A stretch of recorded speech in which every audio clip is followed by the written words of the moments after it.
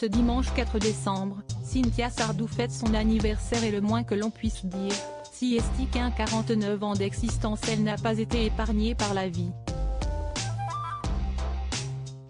En effet, le soir du 24 décembre 1999, la fille de Michel Sardou et de Françoise Pétré a vécu le pire en étant victime d'un enlèvement par 3 hommes et d'un viol collectif, alors qu'elle rentrait du travail. Plusieurs heures de cauchemar, suivies d'un abandon sur un terrain vague en banlieue parisienne. Mon père a beaucoup souffert de mon drame. Ça lui a fait beaucoup de peine. Il a ses silences. Plus que ses mots, ce sont ses actes qui m'ont marqué, nous confiait-elle dans les colonnes de Gala, en 2021. Il s'est toujours beaucoup inquiété de mon évolution et a toujours veillé à connaître mon ressenti, avait ajouté Cynthia Sardou, qui a suivi plusieurs thérapies pour se remettre de ce drame. Ses agresseurs, de leur côté, ont été jugés et condamnés chacun à 10, 13 et 15 ans de prison ferme, avant que 2 d'entre eux ne soient libérés pour bonne conduite, en 2008. On n'oubliera jamais ce qui s'est passé, j'essaye de passer à autre chose. L'écriture m'aide, expliquait la romancière, qui a publié il y a 1 an le livre Le Film et qui a trouvé du soutien auprès de son père, mais la leçon Christoffel que je retiens de mon père, si est qu'il ne faut pas avoir peur et mener ses projets au bout, continuer à avancer. Au sujet de son nom de famille, Cynthia Sardou reconnaissait que ça n'a pas toujours été évident d'être la fille d'une célébrité. Un père peu présent pendant sa jeunesse mais qui reste proche d'elle, il ne m'a toutefois jamais empêché de dire ce que j'avais à dire. Avec ma sœur et mes frères, il nous laisse vivre notre vie et ne porte pas de jugement, avait-elle développé avec tendresse. De plus, son père est également très présent dans sa vie, même si, pendant la pandémie, ils n'ont pas pu beaucoup se voir. En effet, Cynthia Sardou vit à la belle province, au Québec, depuis 10 ans. Je l'ai très peu connu enfant car il était tout le temps en tournée, reconnaissait la romancière de 47 ans, dont la mère, Françoise Pétré, a divorcé du chanteur en 1977. Mais il a toujours été là pour moi, reconnaît-elle. Nous sommes très liés.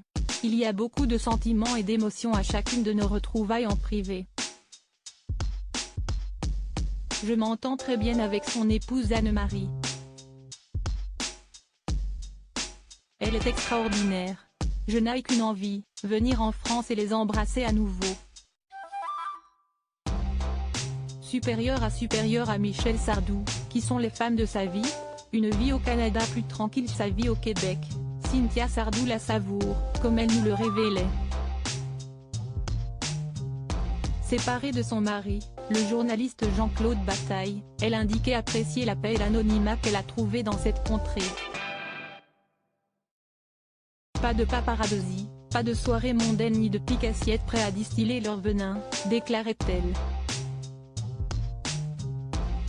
Il y a 1 an, elle pensait déjà à une suite de son premier roman et se réjouissait que 2 producteurs, un Canadien et un Américain, se soient manifestés pour une adaptation à l'écran. Dans le film, sa jeune héroïne, Louise, est nommée pour un Oscar, distinction qui ne fera pas son bonheur. En 1990, Michel Sardou avait interprété une chanson écrite pour lui par Pierre Delanoë sur le même thème, intitulée L'avare, si est un objet sans beauté, un semblant de vérité, le reflet des vanités, disait le texte.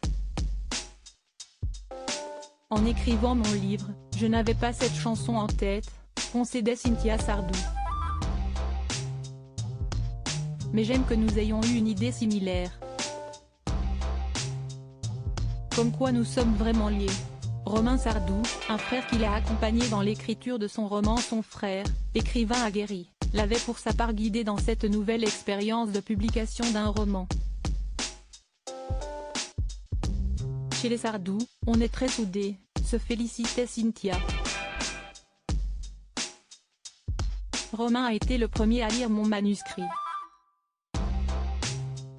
J'ai appliqué ses conseils en matière de rythme. Son livre, le film, est ni plus ni moins l'histoire d'une renaissance. En mars 2021, Cynthia Sardou avait décidé de se lancer et de réaliser son rêve de jeune fille en publiant son premier roman, Édition Ramsay. Cet ouvrage met en scène Louise, une actrice hollywoodienne à la trajectoire triomphante qui trébuche.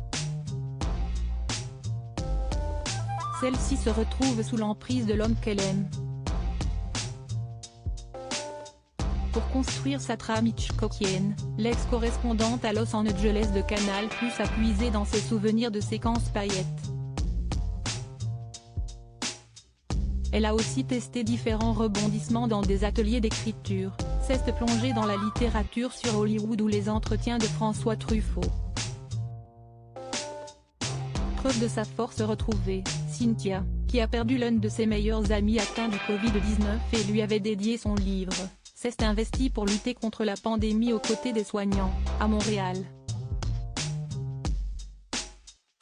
J'ai mis entre parenthèses ma société de communication et j'ai saisi l'opportunité donnée par le gouvernement québécois de venir soutenir le système de santé, témoignait-elle.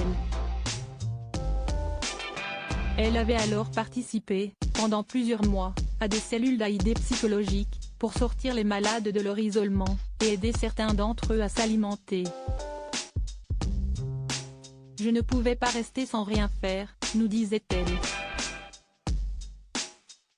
Si est une incroyable aventure humaine. Article écrit avec la collaboration de 6 médias Crédit Photo, Best Images.